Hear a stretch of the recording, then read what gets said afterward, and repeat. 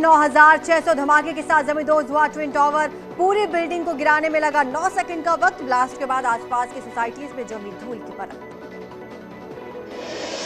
Twin towers blast के बाद चारों तरफ फैला 50,000 टन से ज्यादा मलबा। ब्लास्ट के बाद मलबा हटाने का काम जारी। एटीएस सोसाइटी में भी गिरा ट्विन टावर का मलबा। एटीएस सोसाइटी की टाइल्स और शीशे टूटे।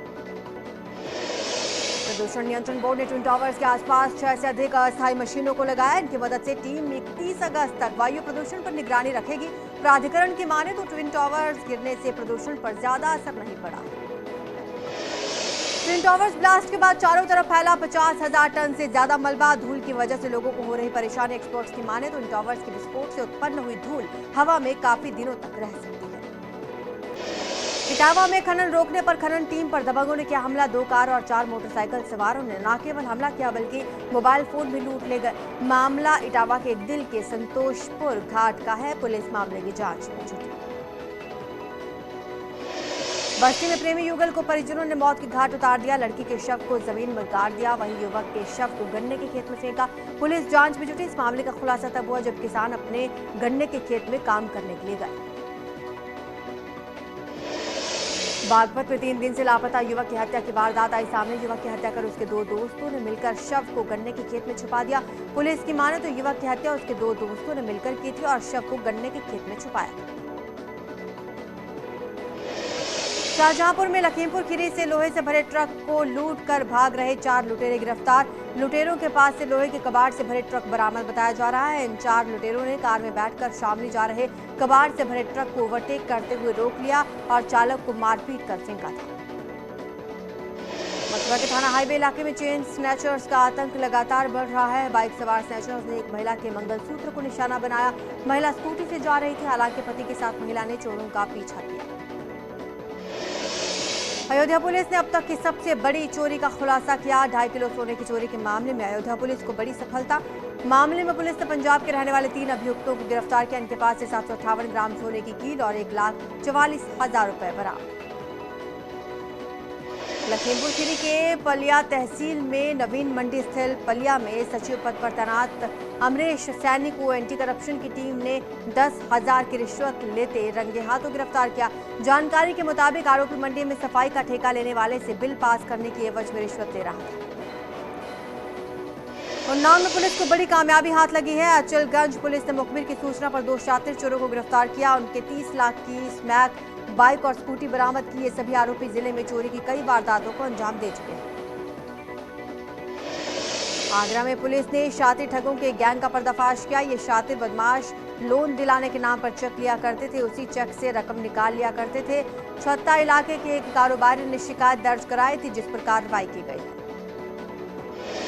हरदोई के पाली थाना क्षेत्र में हुए हादसे में अब तक 8 लोगों के शव गर्रा नदी से बाहर निकाले जा चुके हैं। कई घंटे तक चले सर्च ऑपरेशन के बाद एनडीआरएफ, एसडीआरएफ और पीएसी की फ्लड यूनिट ने लापता लोगों के शवों को खोज निकाला। नदी में ट्रॉली गिरने से हुआ था हादसा।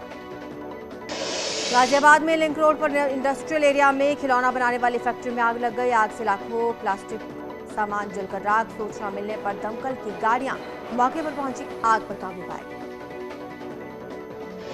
रंगेश्वर मार्केट में आग लगने से अफरा तफरी का माहौल बन गया। सूचना मिलने के बाद मौके पर पहुंची फायर ब्रिगेड की गाड़ियों ने कड़ी मशक्कत के बाद आग पर काबू पाया। फिलहाल आग लगने के कारण स्पष्ट नहीं। प्रयागराज में गंगा और यमुना नदियों का जल स्तर बढ़ा। दोनों नदियां खतरे के निशान से ऊपर। बाढ़ के चलते हजारों लोग पलायन कर चुके हैं।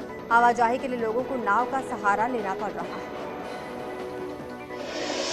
कानपुर देहात में यमुना और संगूर नदी का जलस्तर तेजी के साथ बढ़ रहा है। क्षेत्र में बाढ़ जैसे हालात हैं। यमुना में आई बाढ़ से क्षेत्र के दर्जनों गांव का संपर्क मार्ग का आवागमन बंद हो गया है। लगभग 40% घरों में बाढ़ का पानी घुसा। चंदौली में गंगा नदी ने रौद्र रूप धारण कर लिया है। लगातार गंगा का जलस्तर बढ़ने से 2 तहसीलों के करीब 60 गांव बाढ़ की चपेट में आ गए हैं।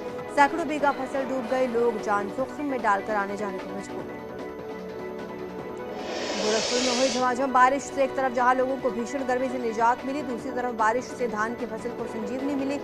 बारिश होने से किसानों के चेहरे खिल उठे हैं। बारिश के अभाव में सूख रही धान की फसल को काफी लाभ। फतेहपुर में यमुना नदी का जलस्तर खतरे के निशान से 2.5 मीटर ऊपर बह रहा है। बाढ़ का पानी कई गांव और घरों में घुस गया है। बाढ़ से प्रभावित लोगों को सुरक्षित स्थानों पर भेजा जा रहा है। पलटू का पुरवा में 110 परिवार बाढ़ से प्रभावित। मऊ में 25 दिन से डेरा जमाए बैठे पेड़ पर शख्स को प्रशासन ने घंटों रेस्क्यू करने के बाद नीचे उतारा। पत्नी के डर से ये शख्स ताड़ के पेड़ पर रह रहा था। पत्नी पर पिटाई करने का आरोप है। न्यूज 18 ने प्रमुखता से इस खबर को दिखाया, जिसके बाद प्रशासन हरकत में आया। गोंडा में स्वास्थ्य विभाग की लापरवाही आई सामने। सीएचसी मुजहना में प्रसव के बाद बच्चे की मौत, बच्चे का शव ना देने का परिजनों ने लगाया आरोप। डिलीवरी रूम में रखा रहा शव, जानवर ने बच्चे के शव को बनाया निशाना। शाहजहांपुर पुलिस का मानवीय चेहरा देखने को मिला, जहां फूड डिलीवरी बॉय के ऑपरेशन के लिए एसपी ने 51,000 रुपए दिए। डिलीवरी बॉय के सीने में गोली फंसी हुई थी, जिसके चलते वो जिंदगी और मौत से जूझ रहा था। पीजीआई में युवक का ऑपरेशन होना है।